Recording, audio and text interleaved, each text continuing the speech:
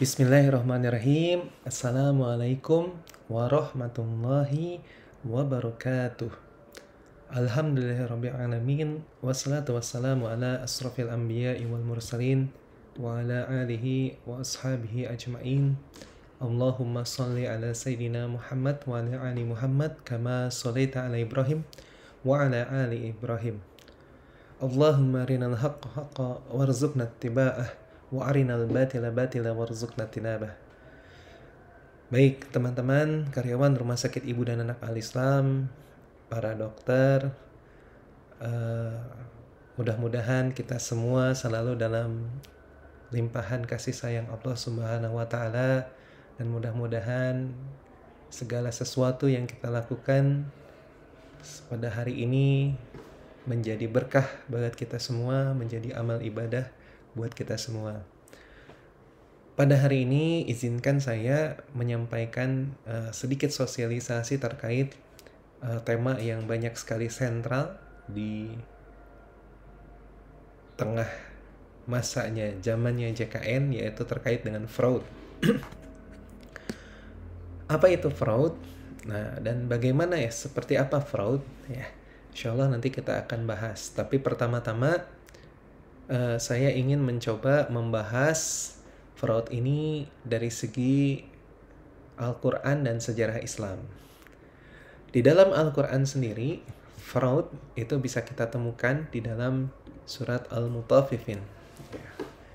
Dalam surat Al-Mutaffifin, surat ke-83 ayat 1, Allah Subhanahu wa Ta'ala mengatakan wailul lil mutaffifin.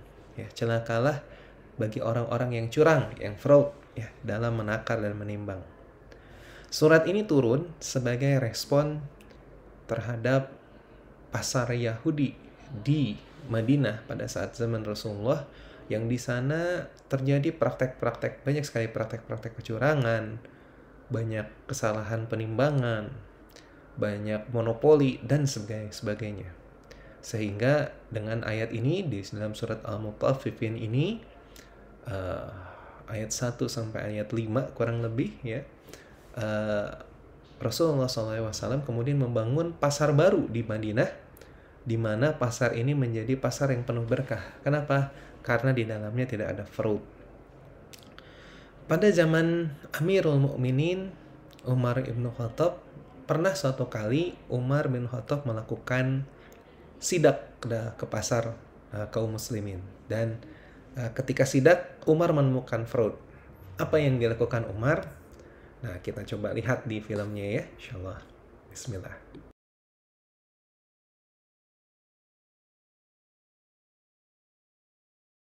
Nah, baik teman-teman. Jadi barusan kita sudah menyaksikan ya film Umar. Yang bisa bahasa Inggris insya Allah mengerti ya. Jadi pada zaman Umar itu tadi diperlihatkan bahwa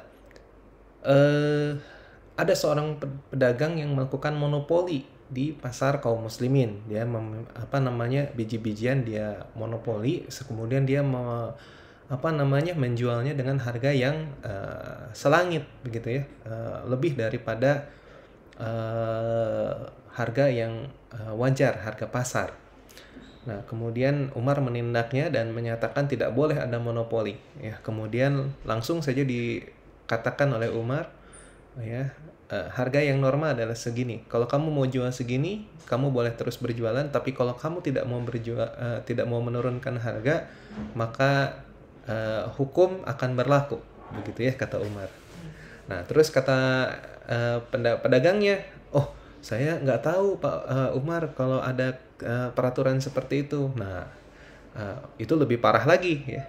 Bagaimana kamu bisa berani untuk berjualan ya, melakukan jual beli kalau kamu tidak memiliki ilmunya. Nah, oleh karena itu teman-teman ya, karena ilmu ini sangat penting, maka insya Allah mudah-mudahan kita sekarang belajar ya terkait dengan fraud ini. Untuk materi fraud ini saya akan mencoba menyaring ya materi yang diberikan oleh Dr. Hikmat Permana ya, ketika sosialisasi fraud dalam pelaksanaan JKN di rumah sakit. Baik, teman-teman, kita mulai ya, insyaallah. Ya, oke, ini Dokter Hikmat. Dasar hukumnya apa? Fraud ini, jadi Peraturan Presiden Nomor 82 Tahun 2018, kemudian Peraturan Menteri Kesehatan Nomor 16 Tahun 2019. Nah, jadi fraud ini dimonitor oleh KPK. Kenapa KPK fokus pada sektor kesehatan dan program JKN? Karena program JKN ini menyangkut hajat hidup orang banyak. Yang kedua, melibatkan jumlah anggaran kesehatan yang makin besar. Dan yang ketiga, potensi penyimpangan dalam layanan kesehatan. Ya. Nah, kenapa KPK yang sampai turun? Jadi, teman-teman, yang harus teman-teman pahami adalah bahwa JKN ini atau BPJS Kesehatan itu membayar klaim dari rumah sakit itu menggunakan dana APBN. Jadi, walaupun sistemnya asuransi, jadi iuran kita itu semua masuk dulu ke negara, diolah oleh negara, ya, masuk ke dalam APBN sebagai penerimaan. Nah, kemudian klaimnya nanti dibayarkan oleh BPJS bersumber dari APBN. Nah, segala sesuatu yang bersumber dari APBN, maka pemerintah berkepentingan untuk mengawasi penyaluran dana dari APBN tersebut. Ya. Jadi, kenapa fraud di rumah sakit dana JKN bisa berakibat pidana? Ya, karena Karena dananya bersumber dari APBN, dana negara. Begitu. Jadi sangat penting. Jangan sampai nanti kita kemudian melakukan pelayanan, tahu-taunya termasuk ke dalam kategori fraud, dan lalu kita ditangkap oleh KPK. Begitu ya, kita kan tidak mau seperti itu. Nah, kemudian baik, ini kita lewat saja. Nah, ini ya. Jadi sifat sektor kesehatan ini uncertainty ya, tidak bisa diprediksi ya. Externality dan asymmetry of information ya, kadang-kadang dikuasai oleh petugas medis saja. Nah, siapa saja yang bisa melakukan fraud di dunia kesehatan ini? Yang pertama, yang bisa melakukan fraud adalah pemberi kerja. Ya, pemberi kerja dalam arti perusahaan yang mendaftarkan karyawannya di JKN. Yang kedua, yang bisa melakukan fraud ini adalah penyedia obat atau alkes. Ya, jelas kalau terjadi markup itu fraud. Ya. Kemudian petugas BPJS Kesehatan itu juga bisa melakukan fraud. Ya. Fasilitas kesehatan kita sebagai rumah sakit itu bisa sangat mungkin melakukan fraud. Regulator juga jangan salah. Regulator atau pemangku kepentingan lainnya bisa melakukan fraud. Tenaga medis, ya, dokter, ini juga bisa melakukan fraud. Tenaga kesehatan bisa melakukan fraud. Dan peserta JKN sendiri bisa melakukan fraud. Nanti akan saya jelaskan apa yang dimaksud fraud yang dilakukan oleh peserta JKN. Nah, ini didefinisikan kalau teman-teman mau lihat di Permenkes nomor 16 tahun 2019. Ya. Kemudian, nah ini ya, di dalam Permenkes ada beberapa jenis ya. Yang pertama phantom billing ya. Kemudian manipulasi diagnosis, ada self referral, ada upcoding ya, ada repeat billing, ada fragmentation, ada suap gratifikasi, ada iur biaya. Ya, nanti saya akan lebih jelaskan di masing-masing ini. Ya. Nah, oke. Nah, ini seperti klaim phantom nih ya, begitu ya. Jadi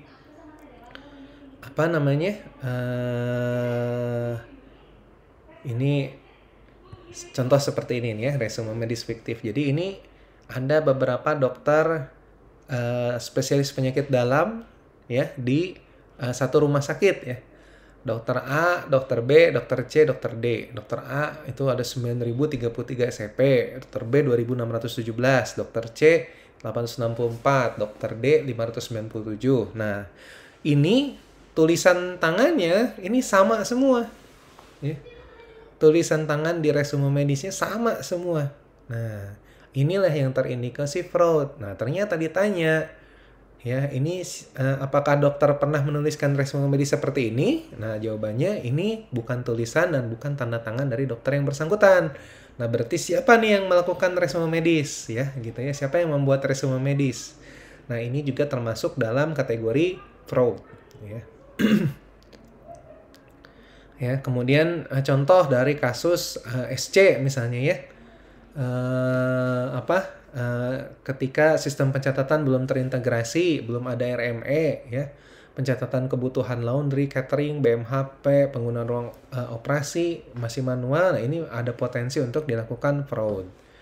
Ya, kemudian observasi pasien, ya, diagnosa yang ditegakkan, ya, belum sepenuhnya didukung dengan dokumen yang memadai dan tercatat dengan baik pada RM. Jadi segala sesuatu pasien masuk, observasinya belum tegak, SC. Nah, ini termasuk fraud. Kemudian penulisan diagnosis dan prosedur, ya. Kemudian prosedur rujukan dan alur pasien, ya. Tidak dilakukan triase pemilahan pasien. Apakah benar ini kasus kegawatan sehingga SC harus dilakukan? Terus ada indikasi semu juga dari rumah sakit yang tidak bekerja sama dengan BPJS Kesehatan merujuk kepada rumah sakit yang bekerja sama dengan BPJS, ya. Nah, ini yang ininya dokternya sama gitu ya, dari dokter yang merujuknya itu dengan dokter yang dirujuknya itu sama. Nah, ini termasuk ke dalam fraud. Kemudian terujukan dari praktek pribadi dokter spesialis yang tidak melakukan melalui alur rujukan berjenjang JKN. Nah, ini juga hati-hati, ini juga termasuk fraud. Nah, kemudian iur biaya, ya. Iur biaya itu jangan salah teman-teman, mau screening, mau BHP, itu termasuk ke dalam fraud. Ya, begitu. Ini hemodialisa kita nggak ada, ya, kita tidak perlu bahas. Katarak juga tidak ada, kita tidak perlu bahas. Ya, nah di dalam Permenkes nomor 16 ini salah satu amanatnya adalah membuat tim fraud JKN. Tim fraud JKN ini ada di pusat, ada di provinsi, ada di kabupaten kota, dan ada di dalam fasilitas kesehatan, ya. FKRTL itu yang bekerja sama dengan BPJS Kesehatan itu harus membangun sistem pencegahan fraud. Nah, agenda sosialisasi hari ini juga termasuk agenda dari tim fraud, ya. Bagaimana kemudian untuk mencegah fraud di fasilitas kesehatan, ya. Baik, ini kita lewat saja. Nah, ya. Nah, fraud itu apa? Secara ini di Permenkes nomor 36 2015, tindakan yang dilakukan dengan sengaja, ya. Jadi sengaja oleh peserta, petugas BPJS Kesehatan, pemberi pelayanan kesehatan serta penyedia obat dan alat kesehatan untuk mendapatkan keuntungan finansial.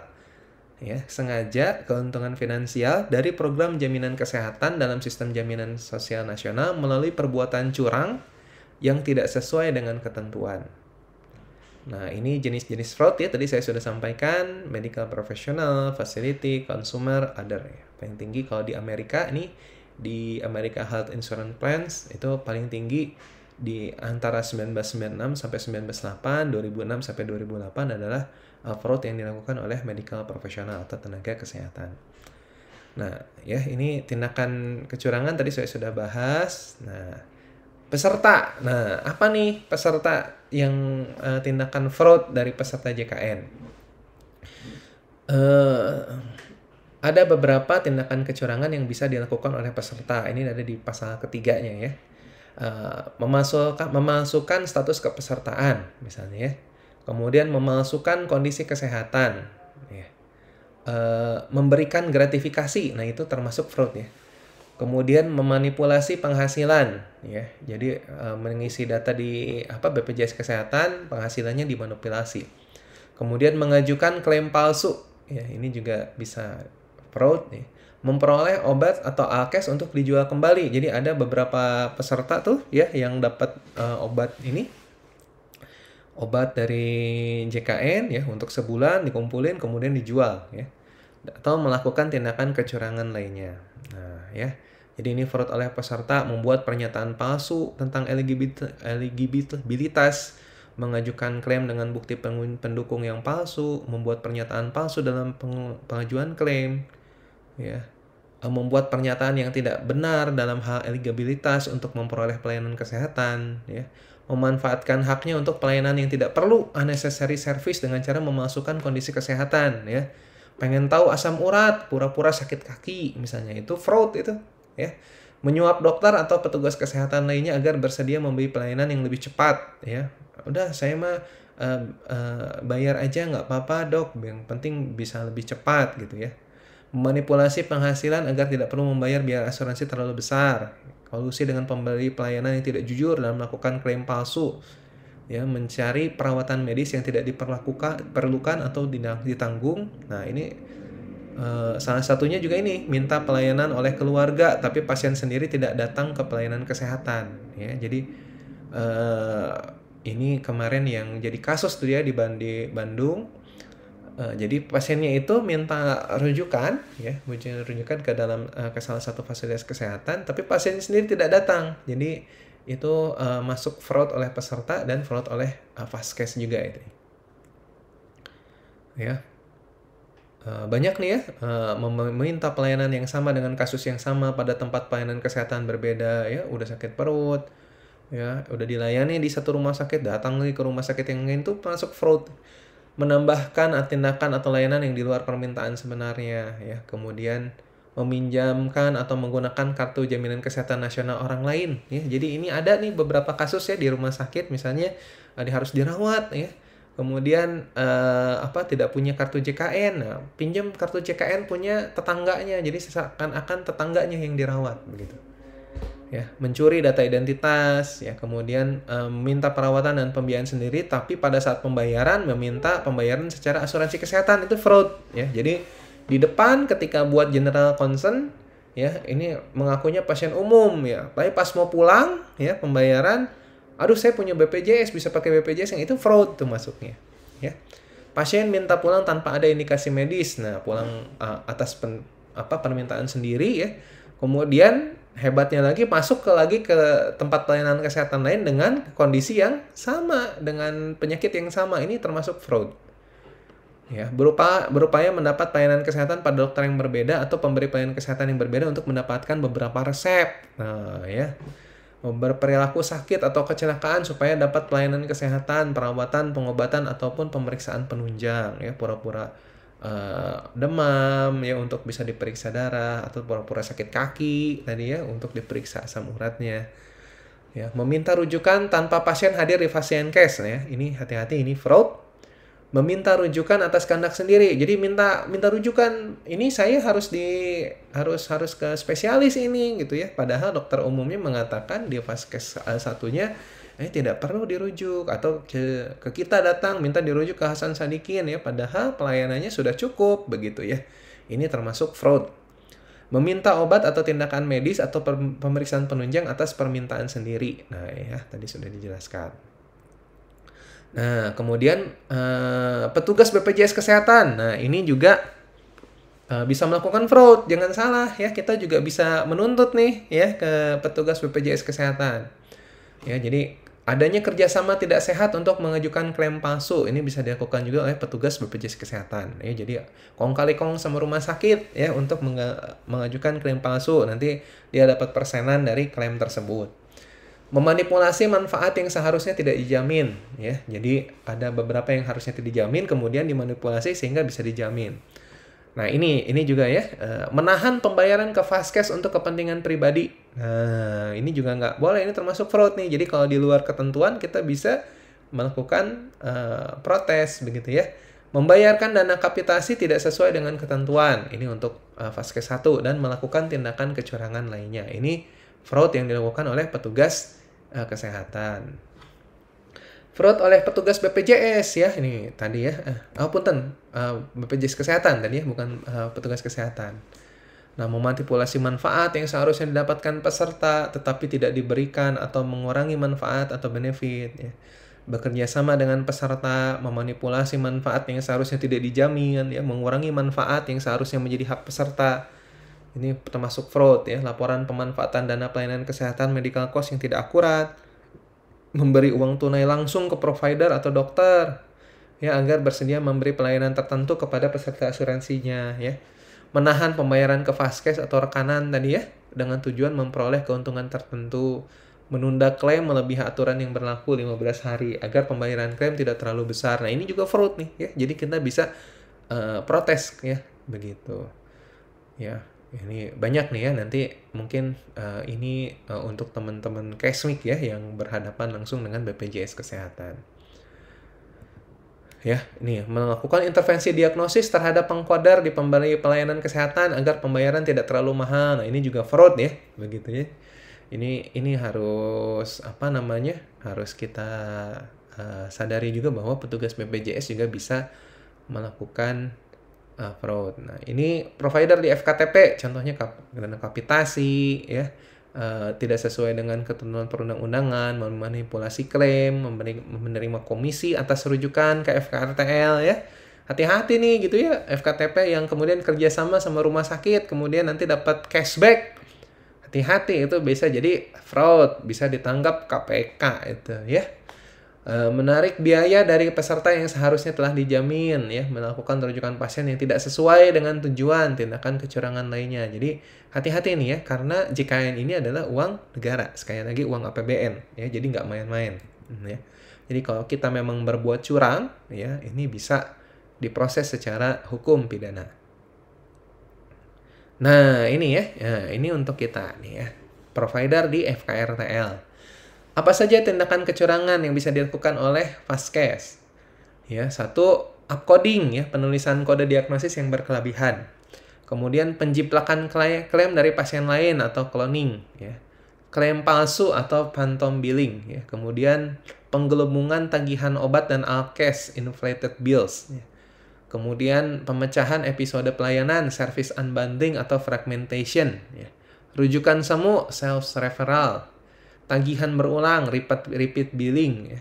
Memperpanjang lama perawatan, prolong length of stay, memanipulasi kelas perawatan, type of room charge, membatalkan tindakan yang wajib dilakukan, cancelled service, dan melakukan tindakan yang tidak perlu, no medical value, ya, dan penyimpangan terhadap standar pelayanan, standard of care.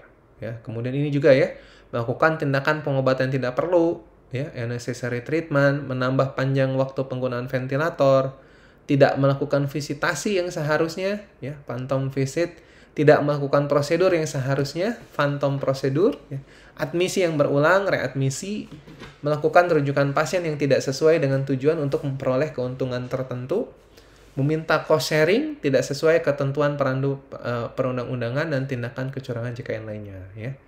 Ini upcoding ya, contoh, pasien diagnosis luka di bagian jempol kaki diarahkan oleh dokter untuk mendapatkan pelayanan rawat inap dan ditagihkan sebagai kasus rawat inap. Padahal lukanya hanya paronihia saja ya, tapi harus dirawat begitu. Nah, ini upcoding gitu ya. Ini yang sering ini ya, menempatkan diagnosis sindroma dyspepsia sebagai diagnosis utama, padahal pemeriksaan penunjang untuk menegakkan diagnosis tersebut tidak dilakukan ya. Begitu. Nah, cloning ya, contohnya pasien atas nama Nyonya Eka nih masuk ke RIT rawat inap melalui UGD. Pasien tidak punya kartu BPJS, membayar sebagai pasien umum. Setelah dipindahkan ke ruang inap, pasien disarankan oleh perawat rumah sakit untuk menggunakan kartu BPJS milik saudara atau tetangga. Nah, ini termasuk cloning ya. Phantom billing apa? Contoh, pasien yang dirawat dengan peritonitis perforasi direncanakan operasi laparotomi. Tindakan laparotomi belum dapat dilaksanakan. Pasien meninggal dunia sesaat sebelum tindakan dilaksanakan. Klaim laparotominya sudah dimasukkan di dalam kodi. Nah, ini phantom billing.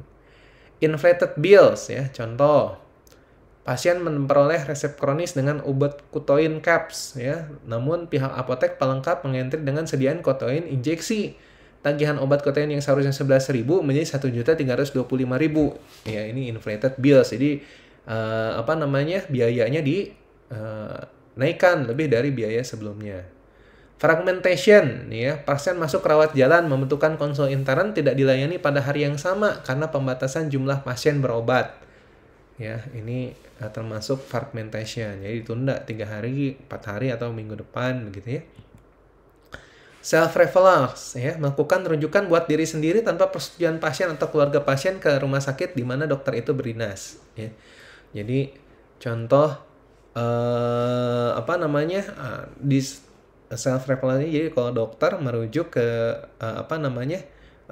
rumah sakit lain di mana dia juga berpraktek ya, dan merujuknya ke diri sendiri. Nah, ini self referrals ya. Repeat billing ya. Contoh, pasien hemodialisis, dia butuh obat kronis 30 hari tidak diberikan resep pada saat pasien dilakukan hemodialisis. Akan tetapi pasien tersebut harus kembali ke poliinternis pada keesokan harinya dan diberikan obat untuk kebutuhan 15 hari. Ini adalah repeat billing. Ya, seharusnya bisa 30 hari, hanya diberikan 15 hari dan ke poli penyakit dalam lagi. Length of stay ya, kemudian contoh misalnya lama perawatan pasien lebih dari 3 hari di kelas yang satu tingkat lebih tinggi dari haknya, tidak segera dipindahkan ke sesuai dengan kelas haknya. Kondisi tersebut menyebabkan pasien akan membayar kelebihan pembiayaan, jadi dapat selisih bayar begitu ya. Nah, ini masuk length of stay. Type of room chart, contoh pasien masuk rawat inap dirawat di kelas 2, hak kelas 2 tapi di entry oleh kodarnya di kelas 1. Ini juga termasuk fraud ya. Cancel service ya. Cancel service merupakan klaim atas diagnosis atau tindakan yang tidak jadi dilaksanakan. Contoh, pada pasien rawat inap dengan rencana biopsi tidak jadi dilakukan tindakan biopsi karena alasan teknis. Namun tindakan biopsinya tetap ditagihkan ke BPJS, itu cancel service ya. Kayak laparotomi tadi, cancel service juga masuknya ya. Laparotominya belum dilakukan, pasiennya sudah meninggal tapi tetap ditagihkan. No medical value, contoh ya, pemeriksaan USG pada demam tifoid, pada diagnosis hanya demam tifoid ya. Jadi kalau demam tifoid saja USG untuk apa? Kecuali misalnya USG pada demam tifoid yang dicurigai misalnya ada TB abdomen atau ada appendicitis juga begitu ya, itu bisa di USG. Nah, makanya harus jelas di diagnosisnya. Ya, no medical value. Oke. Ya, standard of care ya, contoh pasien X nih ya mendapatkan permintaan tindakan kolonoskopi di rawat jalan. Namun setelah tindakan pasien dirawat inapkan tanpa indikasi rawat inap hingga tanggal 12. Nah, ini standard of care-nya tidak sesuai ya. Jadi yang harusnya rawat jalan kemudian dirawat inapkan, atau misalnya pemberian antibiotik tapi tidak ada indikasi ya, ini juga menyalahi standard of care ya. Unnecessary treatment ya, pasien dengan keluhan dispepsia dirawat inap untuk dilakukan endoskopi ya. Pasien diduga appendicitis dilakukan operasi tapi hasil patologinya normal. Nah, ini unnecessary treatment, ini juga termasuk ke fraud. Phantom visit, klaim atas kunjungan pasien palsu. Klaim atas jasa visit dokter tetapi tidak tercatat dalam rekam medis. Nah, makanya ini CPPT sangat penting ya, teman-teman, terkait dengan visit ya, begitu. Phantom prosedur ya. Contoh, melakukan CT scan tapi hasilnya tidak ada. Nah, ini phantom prosedur. Readmisi, klaim atas diagnosis, tindakan dari satu episode yang dirawat atau diklaim lebih dari satu kali seolah-olah lebih dari satu episode. Nah, pasien dipulangkan, kemudian diminta masuk kembali dengan berbagai alasan. Tapi kalau sekarang mah readmisi sudah tidak ini ya, karena readmisi ya tidak bisa di-cover, dianggapnya satu pelayanan ya, satu periode pelayanan. Fraud oleh perusahaan farmasi. Nah, ini perusahaan farmasi juga bisa melakukan fraud ya. Penagihan yang lebih besar daripada yang didistribusikan, kecurangan pegawai perusahaan farmasi dalam pengeluaran obat. Ya, meningkatkan pendapatan dengan membuat merek dagang lebih banyak dibandingkan dengan obat berlabel generik ya. Membagi pemesanan dengan perusahaan lain. Nah, ini fraud ya, hati-hati membagi-bagi pemesanan dengan perusahaan lain, mengubah pesanan obat atau alat kesehatan, menggantikan obat yang dipesan dengan obat yang tidak sesuai, begitu ya. Ini juga masuk dalam fraud ya. Begitu. Nah, gimana caranya ya kita mencegah fraud? Dari Kementerian Kesehatan sendiri sudah menyusun kebijakan dan pedoman pencegahan kecurangan JKN. Jadi di fasilitas kesehatan, di kota kabupaten, di provinsi, di tingkat nasional itu ada tim anti fraud ya, begitu. Kemudian mengembangkan budaya pencegahan kecurangan JKN ya. Bagaimana supaya budaya-budaya kecurangan tadi ya, kasus-kasus yang tadi kita lebih jelas lagi sehingga tidak terjadi fraud di JKN. Nah, jadi hati-hati ya, karena ini bisa dipantau juga oleh KPK. Kenapa? Kata saya juga tadi, karena sumber dana dari Jaminan Kesehatan Nasional ini dianggap adalah dari APBN. Nah, sanksi administratif ya tidak menghapus sanksi pidana sesuai dengan ketentuan peraturan perundang-undangan. Ya, jadi akan kena sanksi administratif, tapi sanksi administratif tidak akan menghapus sanksi pidana. Kalau ternyata ini bisa dibawa ke pidana, ya akan dibawa ke pidana. Begitu. Jadi jangan sampai ya. Kemarin Dokter Hikmat itu cerita ada dokter di mana begitu ya, yang sampai membayar 3 miliar, 5 miliar begitu ya, untuk mengganti yang fraud ini. Jangan sampai kita kena lah ya. Ya. Nah, penyebab adanya fraud ya. Jadi ketidaktahuan adanya fraud, adanya peluang ya. Perbedaan harga inasi bijis dengan tarif fee for service yang tinggi, gajinya kecil ya. Rumah sakit belum ada sistem atau upaya pencegahan fraud dan tidak ada kontrol internal terhadap fraud. Nah, ini ada di kita semua ya. Kita tidak tahu tentang fraud ya, peluangnya ada ya. Perbedaan tarif inasi bijis dengan tarif rumah sakit itu tinggi ya, gajinya kecil ya. Kemudian upaya pencegahan fraud kita belum terlalu maksimal ya. Tidak ada kontrol internal. Nah, ini bisa mengacu ke kita semua nih ya. Jadi mudah-mudahan karyawan Rumah Sakit Ibu dan Anak Al-Islamah soleh solehah, jadi nggak akan berbuat curang ya. Kenapa? Karena tadi wailul lil mutaffifin ya. Jadi diancamnya adalah wail ya. Wailul lil mutaffifin. Jadi sungguh neraka wail untuk orang-orang yang berbuat curang. Jadi jangan sampailah kita mah ya, insyaallah. Ketika kita tahu sekarang sosialisasi fraud ini, jangan sampai kita melakukan fraud. Ya, jika ada tuduhan fraud di rumah sakit oleh penegak hukum, ya harus dibedakan fraud by system atau fraud by personal. Apakah rumah sakit sudah ada sistem pencegahan fraud, sudah ada clinical pathway? Nah, jika di rumah sakit belum ada sistem anti fraud, belum sosialisasi, nah ini sosialisasi ya. Belum ada sistem pengawasan dan monitoring pencegahan fraud, tuduhan fraud bisa mengarahkan kepada direktur fraud by system.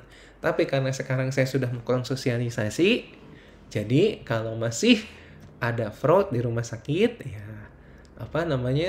saya bisa terlepas ya begitunya. Ini ya, nasib direktur tergantung pemahaman dan kepeduliannya terhadap fraud dan sistem anti fraud rumah sakit yang dibangunnya ya. Jadi insyaallah salah satu fungsi sosialisasi ini adalah untuk memahamkan teman-teman terkait dengan fraud. Sanksi administratifnya apa? Teguran lisan, tertulis, pemberhentian dari jabatan, pemecatan, atau pemerintah pengembalian kerugian akibat kecurangan JKN pada pihak yang dirugikan ya. Tadi saya bilang membayar 3 miliar, 5 miliar. Nah, gimana caranya untuk mencegah tindakan fraud? Buat clinical pathway, edukasi semua pihak terkait ya, SPI, dokter, perawat, koder ya, buat surat edaran larangan tindakan fraud. Sebelum klaim dilakukan, verifikasi internal oleh SPI atau tim pencegahan fraud. Membuat komitmen antara rumah sakit dan BPJS bila ada overpayment, apa langkah-langkah yang harus dilakukan bersama ya. Ini untuk mencegah fraud. Ya.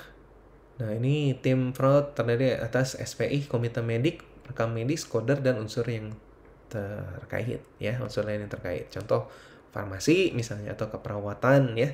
Ini bisa masuk ke tim anti fraud. Kita lagi melakukan kita lagi melakukan revisi ya untuk tim anti fraud ini ya. Mudah-mudahan nanti kedepannya bisa lebih baik lagi ya. Ini tugas tim pencegahan kecurangan atau fraud ya, meningkatkan kemampuan koder, kemampuan dokter dan petugas lain ya yang berkaitan dengan klaim. Ya, begitu. Kemudian ada SPK ya, ada PNPK, Pedoman Nasional Praktek Klinis ya, ada diturunkan ke SPO menjadi PPK di rumah sakit ya. Isi PPK ini ya, pengertian, anamnesa dan yang lain-lain ya. Begitu, ini sudah. Nah ya, mudah-mudahan kita bisa mencegah ya daripada nanti kita terkena fraud ya. Baik, itu saja mungkin ya yang bisa disampaikan terkait dengan fraud ini ya. Nah, ini kesimpulannya. Jadi membangun sistem untuk mencegah fraud dalam kerangka kendali mutu dan biaya dengan memahami fraud, sosialisasi dan edukasi, membuat kebijakan dan prosedur untuk mencegah fraud. Tim monitoring kepatuhan terhadap kebijakan dan prosedur, membangun sistem pengawasan internal, dan menyusun PNPK, SPO, PPK, CP ya. Ini bisa dilakukan untuk mencegah fraud ya. Jadi fraud is simply a crime ya. Jadi fraud itu adalah kejahatan ya. Buat kita dosa ya, yang diancam dosa yang diancam neraka ya oleh Allah Subhanahu wa taala. Baik, itu saja mungkin teman-teman yang bisa disampaikan terkait dengan fraud ini. Mudah-mudahan bisa bermanfaat buat teman-teman. Nanti slide-nya akan kita bagikan ya ke kepala instalasinya masing-masing, bisa dilihat. Nanti juga kalau bisa kita jadikan konten ya. Begitu, supaya kita bisa mencegah fraud. Akhirul kalam, yang benar hanya datang dari Allah, yang salah murni kesalahan saya sebagai manusia biasa. Mohon dimaafkan, hatur nuhun pisan atas perhatiannya. Wabillahi taufiq wal hidayah. Wassalamualaikum warahmatullahi wabarakatuh. Terima kasih teman-teman. Assalamualaikum.